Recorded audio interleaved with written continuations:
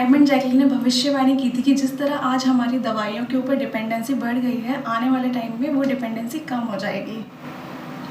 वो क्यों कम हो जाएगी वो मैं आपको बाद में बताती हूँ। पहले मैं आपको एक बात बता दूँ, मुझे एक दो लोगों ने ये पूछा था कि आप अपना कंटेंट कहाँ से लाते हैं। हमें आपका कंटेंट बहुत अच्छा लगता है, तो मैं उनको बता दूँ कि मैं किसी गूगल पे जाके किसी साइट से अपना कंटेंट नहीं लेके आती हूँ। मेरे नेचुरोपैथी की पढ़ाई के दौरान जो मेरे पास किताबें थी, जो काफ़ी बड़े डॉक्टर्स हैं नेचुरोपैथी के, उन्होंने लिखी हुई है, मेरा कंटेंट वहीं का होता है, उसी की नॉलेज के अकॉर्डिंग होता है। अब मैं अपनी पुरानी बात पे आती हूँ। जैसा मैंने बोला कि डॉक्टर जैकली ने क्यों कहा था ऐसा कि आने वाले टाइम में लोगों की दवाइयों के ऊपर जो डिपेंडेंसी है वो कम हो जाएगी, क्योंकि ऐसा उनका कहना था कि आने वाले टाइम में लोग बहुत अवेयर हो रहे हैं डाइट के लिए और डाइट की इम्पोर्टेंस समझ रहे हैं और बहुत अवेयर हो जाएंगे इस चीज़ के लिए कि हम क्या खा रहे हैं और क्या नहीं।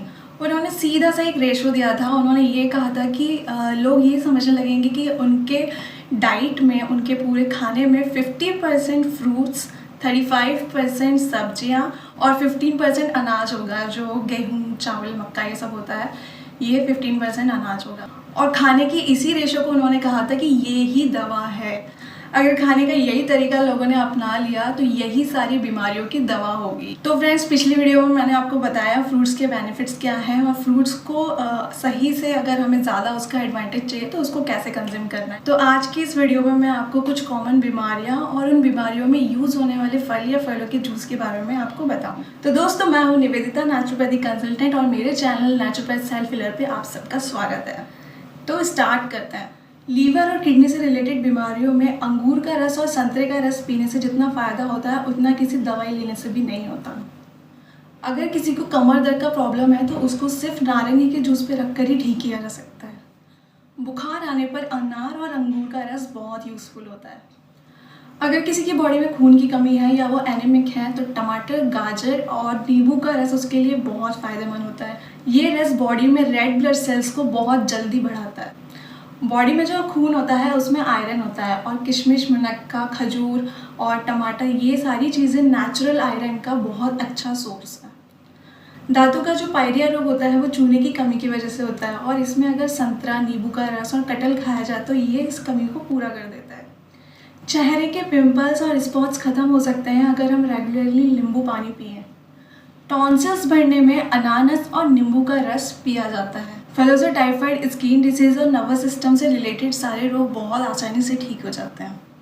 अगर किसी को कॉन्स्टिपेशन का प्रॉब्लम है और पेट अच्छे से साफ नहीं होता है तो किशमिश को रात को पानी में भिगोकर रख देना चाहिए और सुबह उठ के वो पानी और वो किशमिश खा जाना चाहिए।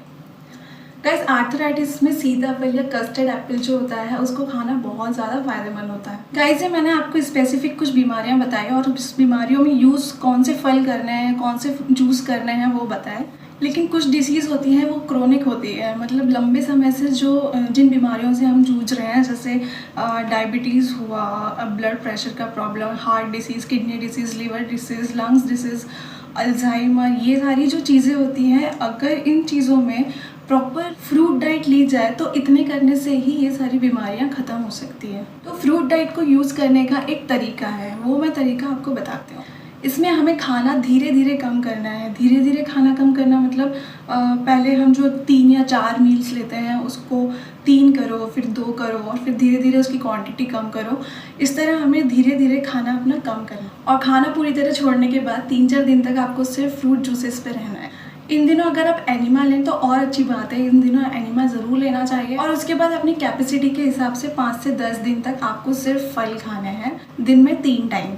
उसके बाद 10 दिनों तक आप इन फलों के साथ में मठे को भी इंक्लूड कर सकते हैं, मतलब आपको 3 टाइम अब मठा और फ्रूट्स लेना है। इस टाइम अगर आप एनिमा नहीं भी लेते हैं तो भी चलेगा। 10 दिन ये करने के बाद उसके बाद आपको 2 टाइम फल लेने हैं, फल और मठा लेना है, सुबह और शाम, और दोपहर में आप रोटी सब्जी खा सकते हैं।